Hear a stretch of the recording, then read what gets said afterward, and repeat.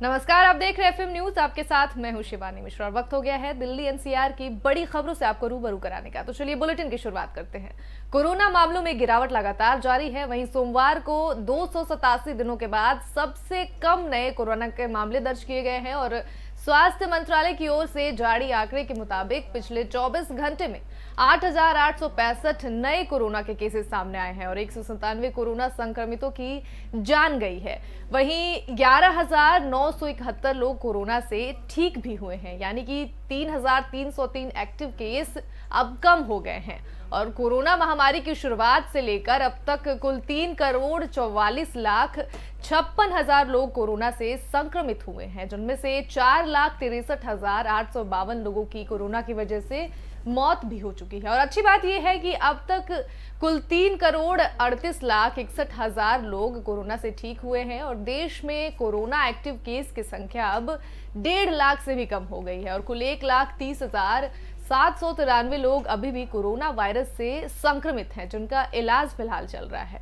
तो लगातार कोरोना के मामले में उतार चढ़ाव जारी है और 24 घंटे में 8,000 से ज्यादा केसेस सामने आए हैं। वहीं 197 लोगों की कोरोना की वजह से मौत भी दर्ज की गई है। और बताते चलो कि कुल अब तक 3,38,61,000 लोग कोरोना को मात दे चुके हैं और देश में कोरोना की एक्टिव केसेस की संख्या जो है अभी फिलहाल 30,793 हो गई है, जिसका अभी इलाज चल रहा है। जितने लोग कोरोना से संक्रमित है, तो कोरोना केस में गिरावट लगातार जारी है और 24 घंटे में 8,000 कोरोना के नए मामले सामने आए हैं, जबकि 197 लोगों ने कोरोना की वजह से दम तोड़ दिया है। बताते चले कि स्वास्थ्य मंत्रालय की ओर से जो आंकड़े जारी किए गए हैं, जिसमें 24 घंटे में कोरोना की कुल मामलों की संख्या 8,865 दर्ज की गई है।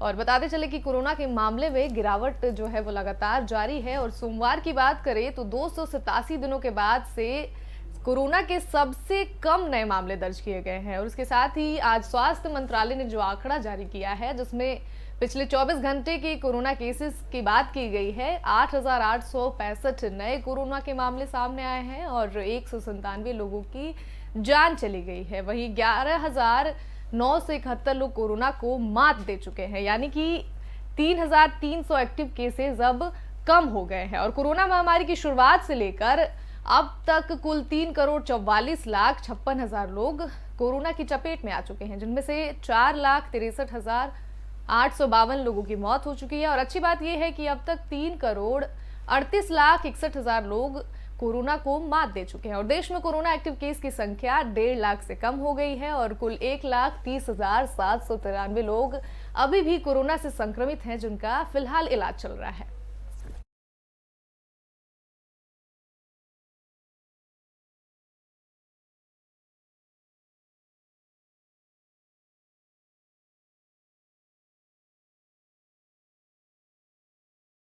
बुलेटिन में अगली खबर का रुख करेंगे। राजधानी में कोरोना महामारी काल में संक्रमण को रोकने के लिए पहले की तरह सभी गतिविधियों पर पाबंदियां अब 30 नवंबर तक जारी रहेंगी। वहीं दिल्ली आपदा प्रबंधन प्राधिकरण यानी कि डीडीएमए की बैठक के बाद यह आदेश जारी कर दिया गया है और दिल्ली में कोरोना के मामलों में कमी और संक्रमण दर में गिरावट को देखते हुए प्राधिकरण ने सोमवार रात 12 बजे के बाद से आदेश को अगले 15 दिनों के लिए प्रभावी बता दिया है। बताते चले कि संक्रमण के लिहाज से मंडियां, साप्ताहिक बाजार, shopping malls, restaurants, railway station, platform, theatre, multiplex शामिल हैं, जहां पर मास्क पहनना, सामाजिक दूरी और सैनिटाइजेशन के साथ साथ कोविड प्रोटोकॉल का सख्ती से पालन करवाने के निर्देश दिए गए हैं। और इसके लिए सभी जिलाधिकारियों, पुलिस उपायुक्त को नियमों का पालन सुनिश्चित करने के निर्देश दिए गए हैं और साथ ही साथ नियमों का उल्लंघन करने पर साप्ताहिक बाजार, व्यापारिक प्रतिष्ठान, उसके साथ साथ किसी भी गतिविधियों के लिए अधिकृत परिसर को बंद किया जा सकता है।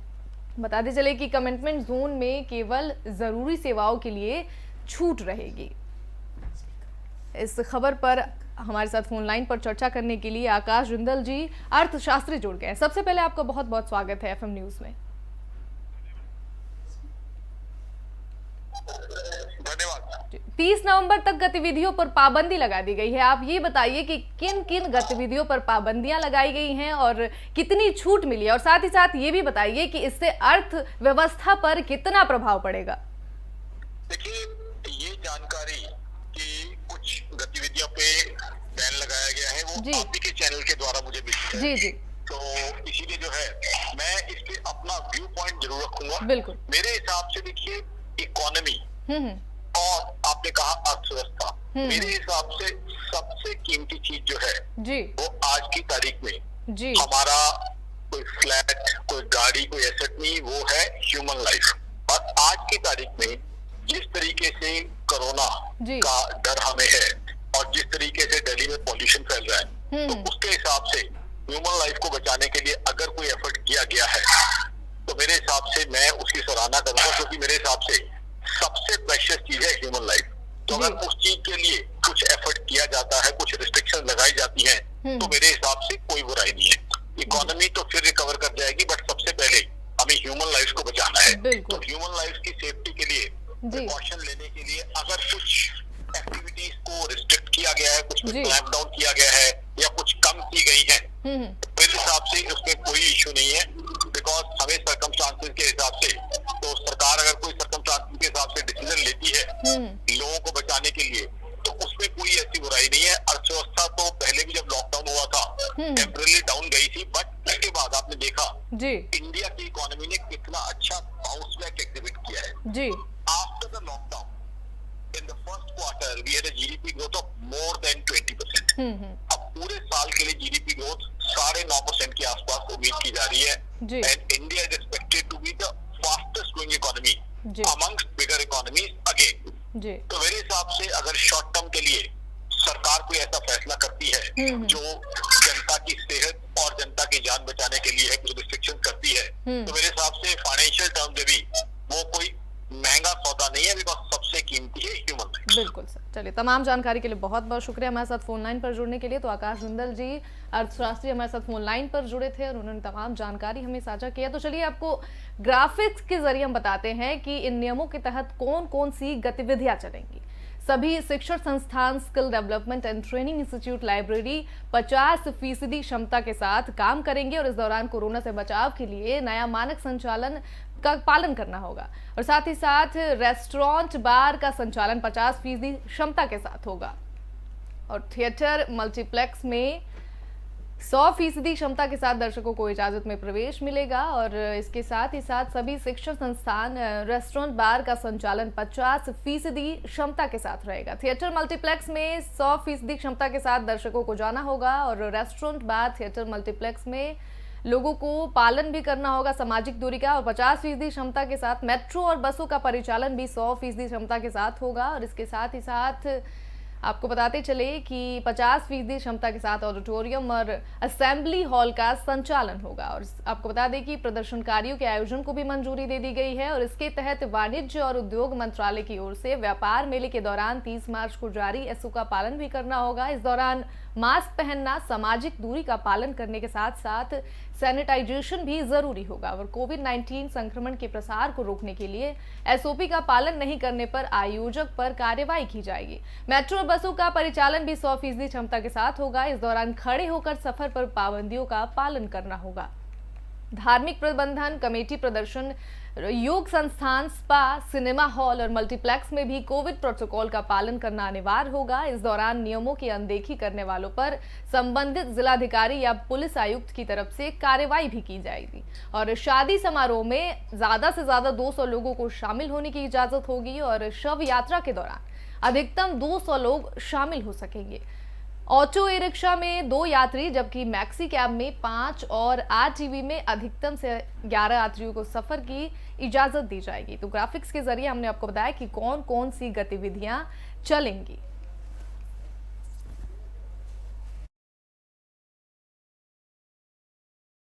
बुलेटिन में अगली खबर का रुख करेंगे। राजधानी में डेंगू के मामले ने 6 साल का रिकॉर्ड तोड़ दिया है। दिल्ली में इस सीजन में 5270 मामले मिल चुके हैं, जो 2015 के बाद से सबसे ज्यादा बताए जा रहे हैं। और जारी रिपोर्ट के अनुसार पिछले सप्ताह में एक डेंगू के 2570 मामले मिल चुके हैं। हालांकि इस बीच डेंगू से किसी की मौत की खबर नहीं है। वहीं एक रिपोर्ट के अनुसार इस साल 13 नवंबर तक डेंगू के कुल 5277 नए मामले पाए जा चुके हैं और इससे सबसे पहले 2020 में डेंगू के 1072 और 2019 में 2036 मामले, जबकि 2018 में 2798 मामले सामने आए थे। और बात करें 2017 की तो 2017 में 4726 मामले, जबकि 2016 में 4431 डेंगू के मामले पाए गए थे। बताते चले कि रिपोर्ट के अनुसार साल 2015 में डेंगू ने भारी तबाही मचाई थी और उस साल सिर्फ अक्टूबर में डेंगू के 10,600 मामले दर्ज किए गए थे, जो राष्ट्रीय राजधानी में 1966 के बाद से डेंगू का सबसे बुरा आंकड़ा बताया गया था। तो सीजन में इस बार 5,270 डेंगू के मामले सामने आए हैं। दिल्ली में लगातार डेंगू का तांडव जारी है और डेंगू में ये 6 साल का रिकॉर्ड तोड़ दिया है। जिस तरीके से इस बार 5,270 मामले सामने आए हैं, अस्पतालों में भी बेड्स की किल्लत हो रही है। लगातार डेंगू के मरीजों में बढ़ोतरी हो रही है और केसेस लगातार बढ़ रहे हैं और 2015 का इस बार रिकॉर्ड टूट चुका है। दिल्ली में लगातार डेंगू का तांडव जारी है और इस बार की बात करें तो इस बार डेंगू के मामले 5,270 नए मामले सामने आए हैं।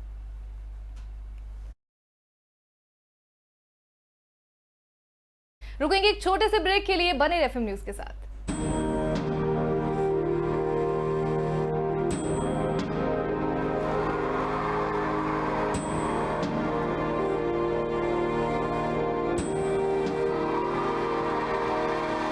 अब बच्चा बच्चा देशभक्ति पढ़ेगा, अब बच्चा बच्चा देशभक्त बनेगा। दिल्ली के स्कूलों में हमने देशभक्ति पाठ्यक्रम पढ़ाना शुरू किया है। जब हर बच्चा भारत माँ का वीर सपूत बनेगा, तभी बनेगा भगत सिंह के सपनों का भारत, तभी बनेगा बाबा साहब के सपनों का भारत।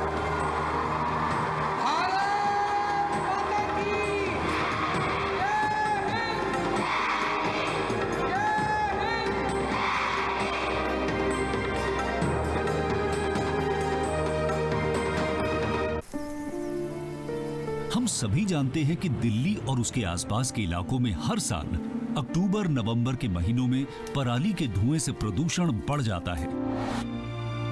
सर्दियों में पंजाब, हरियाणा और उत्तर प्रदेश में पराली के जलने वाले धुएं से दिल्ली के करोड़ों लोगों को सांस लेने में तकलीफ होती है। हमारे किसान भाइयों को मजबूरी में अपनी पराली जलानी पड़ती है क्योंकि उनके पास कोई और दूसरा रास्ता ही नहीं होता। अब दिल्ली सरकार ने पराली से होने वाले प्रदूषण को खत्म करने के लिए एक ठोस कदम उठाया है। दिल्ली सरकार ने भारतीय कृषि अनुसंधान संस्थान पूसा द्वारा विकसित बायो डीकंपोजर तकनीक को दिल्ली में लागू कर दिया है। पूसा इंस्टीट्यूट के बायो डीकंपोजर तकनीक से पराली को गलाकर वहीं खाद में बदला जा सकता है। दिल्ली सरकार ने इस तकनीक को लागू कर दिया है और इसका सारा खर्च दिल्ली सरकार उठा रही है। और जब खेत में ही उस पराली का खाद बन जाएगा तो वो जमीन की उर्वरता भी बढ़ाएगा, मतलब किसानों की अगली फसल भी बढ़िया होगी। यही तो हमारे किसानों को चाहिए। और सबसे बड़ी बात, जब पराली नहीं जलेगी तो प्रदूषण भी नहीं होगा। इसमें सबका फायदा है। पहले हमें अपनी पराली जलानी पड़ती थी, लेकिन इस बार हमें ऐसा नहीं करना पड़ा। दिल्ली सरकार ने पराली को खाद में बदलने के लिए हमारे खेतों में ये छिड़काव करवाया है। ये बहुत ही आसान था और हमें तो बहुत फ़ायदा हुआ। ये पूरा काम दिल्ली सरकार ने खुद कराया है, हमें तो एक पैसा नहीं देना पड़ा और हमारी पराली यही खेत में ही खाद बन गई है और प्रदूषण भी नहीं हुआ। ये बहुत बढ़िया समाधान है। दिल्ली सरकार प्रदूषण को खत्म करने के लिए युद्ध स्तर पर तो काम कर ही रही है, साथ ही किसानों की सुविधाओं का भी पूरा ख्याल रखा जा रहा है। ब्रेक के बाद एक बार फिर से आप सभी का स्वागत है। चलिए खबरों का रुख करते हैं। सुप्रीम कोर्ट ने प्रदूषण मामलों को लेकर केंद्र और दिल्ली सरकारों को जमकर फटकार लगाई है। कोर्ट ने कहा कि हम फोर्स नहीं कर रहे हैं, लेकिन आप किसानों से बात करें कि कम से कम एक हफ्ते तक पराली नहीं जलाएं। सुप्रीम कोर्ट ने कहा कि इंडस्ट्री को बंद किया जा सकता है, किन गाड़ियों की एंट्री बंद की जा सकती है, किन पावर पॉइंट को बंद किया जा सकता है और बिजली सप्लाई का ऑल्टरनेट क्या होगा, इन सब के बारे में कल तक हमें बताइए। सुप्रीम कोर्ट ने दिल्ली एनसीआर में गंभीर होती वायु प्रदूषण की समस्या को लेकर दिल्ली सरकार को जबरदस्त फटकार भी लगाई है। कोर्ट ने केजरीवाल सरकार से कहा कि प्रचार कम, काम ज्यादा कीजिए। कितना पैसा आप अपना प्रचार करने के लिए खर्च करते हैं और कितना पैसा प्रदूषण नियंत्रण के लिए, इसके ऑडिट करने का आदेश देने के लिए हमें मजबूर मत कीजिए। चलिए बुलेटिन में अगली खबर का रुख करेंगे। केंद्रीय वित्त मंत्री निर्मला सीतारमण आज कोरोना वायरस महामारी से प्रभावित अर्थव्यवस्था के प्रोडक्टिव सेंटर में क्रेडिट फ्लो को दूर करने के लिए बैंकों और वित्तीय संस्थानों के प्रमुखों से मुलाकात करेंगे। 2 दिवसीय कॉन्फ्रेंस में एचडीएफसी बैंक, आईसीआईसीआई बैंक और Kotak Mahindra bank, Cholamandalam investment and finance, Shriram transport finance और टाटा कैपिटल सहित टॉप 6 प्राइवेट सेक्टर्स के लैंडर्स और नॉन बैंकिंग फाइनेंस कंपनियों के सीईओ भाग लेंगे। बताते चले कि इस बैठक में अर्थव्यवस्था के अलग अलग सेक्टर्स में निर्बाध तरीके से फंड मुहैया कराए जाने पर चर्चा होगी और सरकार ने कहा कि इकोनॉमिस्ट और संबंधित मुद्दों को बेहतर ढंग से समझने के लिए 17 से 18 नवंबर को एक स्टेक होल्डर्स कॉन्फ्रेंस आयोजित किया जा रहा है, जिसमें बैंक प्रमुखों के अलावा अलग अलग मंत्रालयों के शीर्ष अधिकारी भी बैठक में हिस्सा लेंगे और बैंकों के साथ प्रमुख मुद्दों को उजागर करने और प्रक्रिया को सुगम बनाने के तरीके भी सुलझाएंगे। और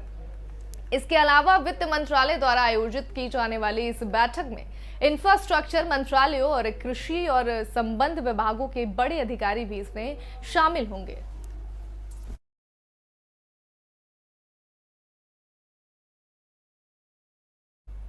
अगली खबर का रुख करेंगे। कांग्रेस के पूर्व अध्यक्ष और लोकसभा सांसद राहुल गांधी ने दिल्ली की सीमाओं पर जारी किसान आंदोलन को लेकर मंगलवार को एक बार फिर केंद्र सरकार पर निशाना साधा है। बता दें कि उन्होंने कहा कि जब किसान नाम के आगे शहीद लगाना पड़े तो समझना कि सरकार की क्रूरता हद से पार हो गई है। केंद्र सरकार द्वारा लाए गए 3 कृषि कानूनों के खिलाफ दिल्ली की सीमाओं पर किसानों के आंदोलन को 1 साल होने वाला है। बता दें कि राहुल गांधी ने ट्विटर पर सरकार पर निशाना साधते हुए कहा कि जब किसान नाम के आगे शहीद लगाना पड़े, समझ जाओ सरकार की क्रूरता हद पार हो गई है। अन्नदाता सत्याग्रह को नमन।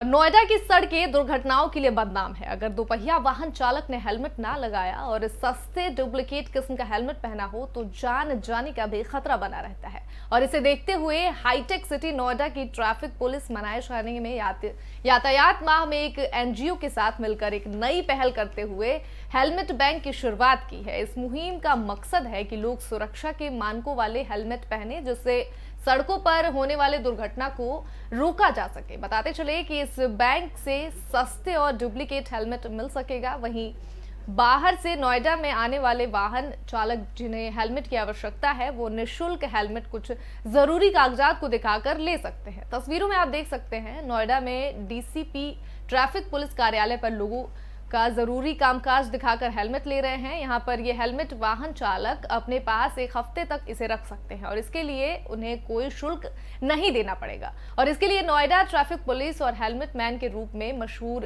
राघवेंद्र कुमार ने मिलकर देश की सबसे पहले हेलमेट बैंक की शुरुआत की है। बताते चले कि राघवेंद्र कुमार कहते हैं कि नोएडा में दुर्घटनाओं की संख्या काफी ज्यादा है और सुरक्षा के मानकों वाले हेलमेट पहनने से दुर्घटना में जीवन को बचाया जा सकता है। बैंक की निःशुल्क हेलमेट का वितरण हो रहा है। राघवेंद्र कुमार ने ये पहल की शुरुआत की है, जिससे दुर्घटना की जो संख्या वहां पर है वो कम हो सकती है। बहुत बढ़िया। उसी के संदर्भ में आज के दिन हम उनके ही सहयोग से हेलमेट बैंक की गौतम बुद्ध नगर में शुरुआत कर रहे हैं, क्योंकि यहाँ की प्रशासनिक पूरी टीम ने, ट्रैफिक पुलिस ने एक आह्वान किया है गौतम बुद्ध नगर की जितनी भी जनता को ट्रैफिक वॉलंटियर्स बनने के लिए। तो हम हेलमेट बैंक लेकर के आ रहे हैं। जैसे कि आज सड़कों पे जो लोग बिना डुप्लीकेट हेलमेट जो लेकर के चल रहे थे, उनकी शिक्षा पूछी गई, जिनकी अधिकतर लोग 5वीं पास थे और जो डुप्लीकेट हेलमेट लगाए थे उनको तोड़ कर। और खबर ग्रेटर नोएडा से है, जहां नवविवाहित का शव संदिग्ध परिस्थितियों में घर के अंदर कमरे में पंखे से लटका हुआ मिला।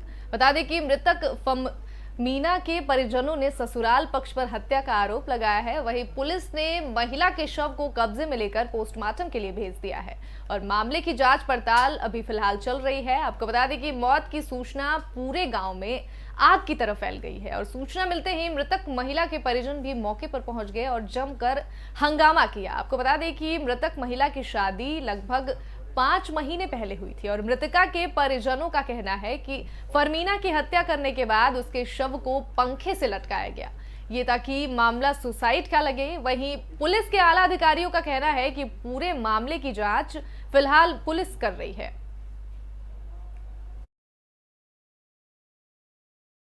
इस बुलेटिन में फिलहाल के लिए इतना ही। तमाम अपडेट्स के लिए देखते रहिए FIB न्यूज़। नमस्कार।